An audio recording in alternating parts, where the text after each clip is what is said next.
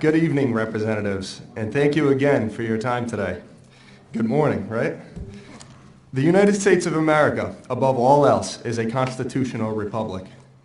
Yes, we have a democracy in which we get to vote for our elected officials, but our elected officials, you, above all else, are limited in your power and in the legislation that you pass by the Constitution of the United States, a document on which you raise your right hand to God and swore an oath to, a document whose premise is regularly under attack. Unfortunately, it's being attacked by the very people who are sworn to abide by it, our government.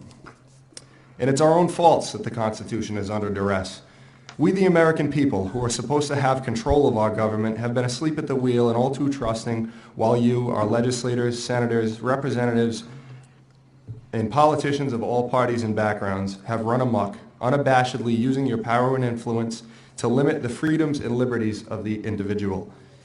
Americans love to proclaim that we are a free people, yet have lost sight of what it means to be free, and in saying so are lying to ourselves. Yes, we are fortunate enough to have freedoms that others in the world do not, but we are no longer free as our founders had intended us to be.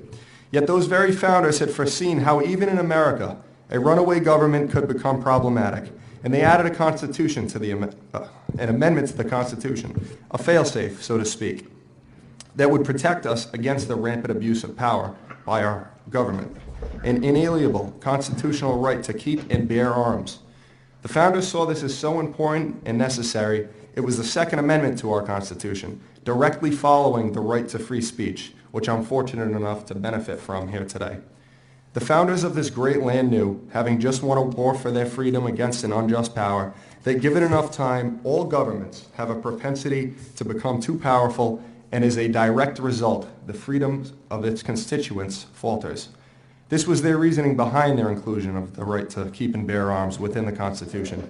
They even went so far as to include, even though it's already implied, the phrase, "shall not be infringed." This does not mean that you, regardless of how many people call on you to do so, can limit the type or capacity of the firearms that we, as free Americans, can own. Don't forget that at the time of this country's founding, Americans had access, legally, to the same type of weaponry that the military had. And that was the point. It was for our protection against the state. That's how we can keep them in check. I think if we look at the tremendous amount of overreach practiced today by the United States government, it's pretty apparent why those at the very top want to take away this means of protection that our forefathers entrusted to us. They've realized that we Americans who hold our liberties dear are fed up. We are tired of being overregulated. We're tired of being taxed until we're near penniless. We're tired of our money going to a Federal Reserve to pay an unsustainable debt that we have to international banksters who couldn't care less about America. We're tired of having to ask for government's permission and licensure to do things that are within our God-given rights as free people to do. We're tired of seeing state-run programs being ran inefficiently, ineffectively, and wastefully. We're tired of news outlets, Hollywood, social media, and the education system being used as propaganda to indoctrinate the populace and advance the state's agenda. We're tired of being lied to. We're tired of going to war under false pretenses. To summarize, we're tired of our uncontrollable government. While we feel our voices have fallen on deaf ears to our politicians, make no mistake that amongst the citizenry, there is a quiet storm brewing. We are approaching a tipping point, and you'd be remiss to think that those at the top of the power structure aren't shaken by this. It doesn't take much critical thought to surmise why they're trying so hard to pass legislation against privately owned munitions. And to those who support this legislation, it's my understanding that you believe by being here you're advocating against violence. On the contrary, you are advocating for violence. If the state decides to make 10-round magazines and assault weapons, which by the way is an incredibly vague, ambiguous term that I don't think anybody could really define, if you decide to make them illegal, are you advocating that the state use violence or threats of violence to disarm innocent Americans? Because it certainly sounds like it. You can't sincerely believe that we're just going to forfeit our right to self-defense, knowing the purpose of this right and understanding the unlawfulness of civil asset forfeiture, notwithstanding the money people have spent on their guns. What happens when we defy these laws? Are you advocating that men with guns come to take away our guns? Because it sure sounds like it. Also, it needs to be said that I'm sure some of those on the other side have used the words Trump and Hitler in the same sentence, yet advocate that the state, with someone who they refer to as a fascist dictator at the forefront, be the only entity allowed to have guns. You see where I'm going with this? These people are hypocrites, and they should think for themselves instead of thinking what they're told to think.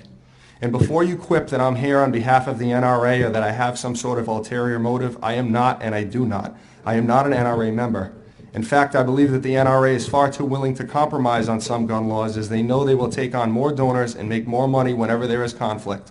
So the more they compromise, the more gun laws get introduced, and the more money they make. So no, before anybody says so, I'm not NRA, and I'm also not what you might call a gun nut. I own but a pistol for personal protection and a rifle which I've literally just acquired as a direct result of this law being written. I'm not a sportsman and I'm not a collector. I'm just someone with an understanding of history who by virtue does not trust his government.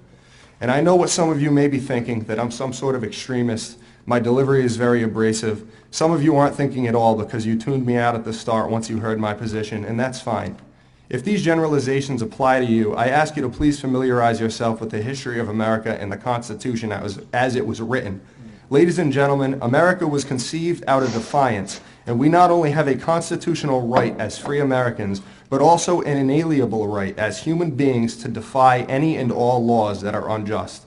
Lest we not forget that a mere 3% of colonists sparked the American Revolution. There are millions of libertarians paying attention to what is being discussed today.